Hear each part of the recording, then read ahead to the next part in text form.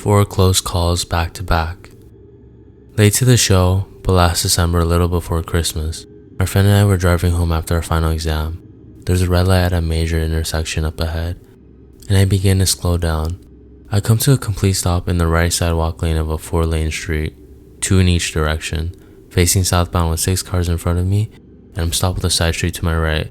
Suddenly, I hear tires screeching and a crash. I got hit rear right of my car by another driver. We get out, exchange information, and begin to take pictures of our respective vehicles.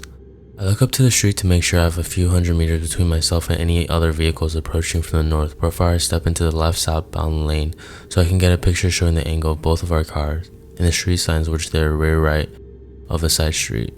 My friend calls me over to unlock the trunk so he can get papers from his pack to write down his witness statement.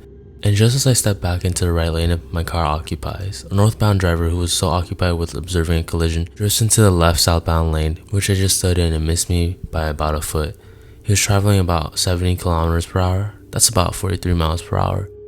2 days later, I go paintballing with a friend and a few others. I'm leaning against a wall in the lobby when my friend asks if he can borrow more money to buy paint. My back is still leaning against the wall, but I lean to the right to hand him my wallet. As I put it in his hand, I hear a loud splat against the wall I'm on.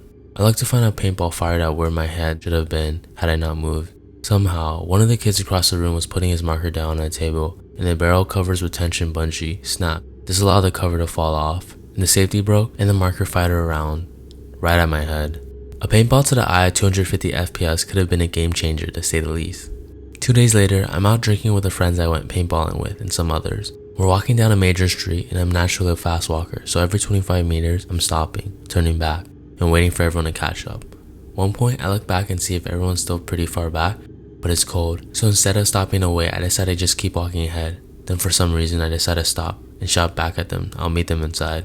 Just as I do, I hear a loud engine roaring up the street, and turn to see a speeding Porsche 10 meters in front of me. Just as I do so, I hear a loud engine roaring up the street and turn to see a speeding Porsche 10 meters in front of me hit the west wall of a building literally at a right angle so hard that more than half of his engine compartment caved in, his airbags deployed, and the windows all shattered. Had I kept walking without saying anything to my friends, I probably would have been in between the car and the building. 2 days later, it's Boxing Day morning. I was in and out a few times throughout the night because I was excited to go pick up some items with my friend, the same ones who went with me during the collision, paintball, and the night out. At one point through the night, I was having a nightmare of the sorts. The earliest part of the dream I can remember is me leaping out of a panel door van with a rope in my hand. I have no idea why, but in the dream my mind knows that someone's trying to kill me. As my feet hit the ground, I find myself in the driveway. I run inside the house and for some reason tie a rope to the front door's doorknob, knowing that on the other end of the rope is a killer tied to it. I lock and barricade all of the doors and windows to the house and call 911. The operator tells me every officer is busy with something and no one can come and help me. I hang up the phone and am about to call someone when I notice the rope has been cut.